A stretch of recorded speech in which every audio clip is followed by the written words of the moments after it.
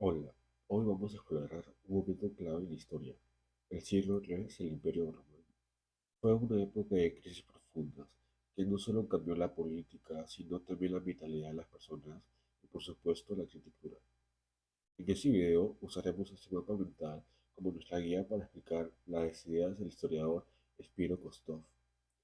Nuestro objetivo es mostrar el vínculo directivo que existe entre el contexto histórico y los objetos arquitectónicos que surgieron en él. Veremos cómo la historia generó nuestras necesidades, cómo los primeros cristianos crearon sus espacios y finalmente de dónde tomó la arquitectura cristiana su monumentalidad cuando finalmente triunfó.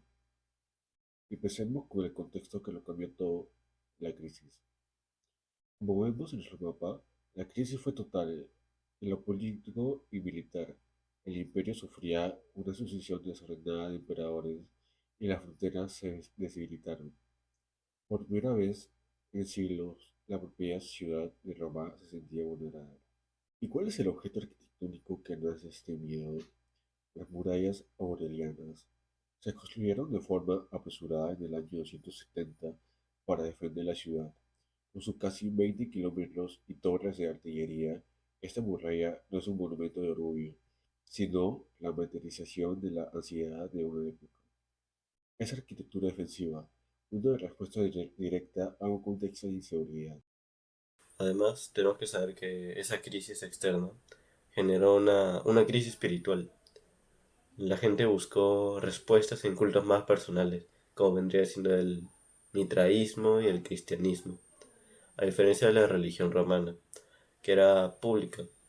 Estos cultos se practicaban más que todo en espacios cerrados y privados. Este contexto del secretismo y comunidad definió lo que vendría siendo la arquitectura de ese entonces. El objeto arquitectónico del mitraísmo vendría siendo el mitreo, un santuario subterráneo que imita una cueva, un lugar oscuro y simbólico. Por la parte de la arquitectura cristiana primitiva era aún más modesta. Su contexto era el de una fe perseguida y de bajos recursos.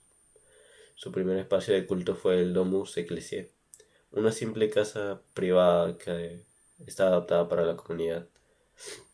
Otro espacio clave fueron lo que vendría siendo las catacumbas.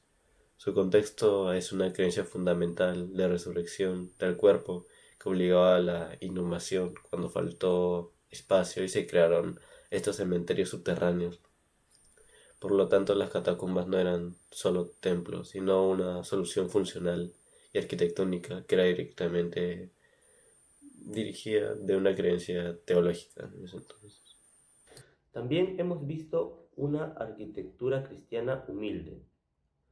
Entonces, ¿de dónde surgieron las grandes basílicas cuando el cristianismo triunfó? La respuesta, irónicamente, está en los últimos grandes monumentos del paganismo. El contexto aquí es el de un imperio tardío que necesitaba proyectar aún una imagen de poder y administrar masas de gente. Los objetos arquitectónicos clave son las termas de Caracalla y la Basílica de Magencio. Estos edificios no estaban pensados para una fe, sino para el ocio y la justicia imperial, pero perfeccionaron el uso de bóvedas gigantes, espacios interiores enormes y la planta basilical para manejar grandes multitudes. Estas innovaciones espaciales fueron la herencia que la arquitectura cristiana adoptó. La planta de la basílica pagana era perfecta para la nueva iglesia, como dice Kostov. El arco clásico se convirtió en medieval, antes que en cristiano. La forma monumental ya existía, solo cambió de propósito, para servir a un nuevo contexto religioso, político y finalmente fue la arquitectura del poder del paganismo tardío, con sus enormes basílicas y termas, la que proporcionó el lenguaje monumental para que la iglesia, una vez triunfante, construyera sus grandes templos. Para resumir, hemos visto que la crisis del siglo III fue un catalizador. Obligó a Roma a crear una arquitectura de miedo, como las murallas, para responder a un contexto de inseguridad. A su vez, tenemos que saber que la crisis espiritual dio lugar a una arquitectura que se basaba en las necesidades de ese entonces.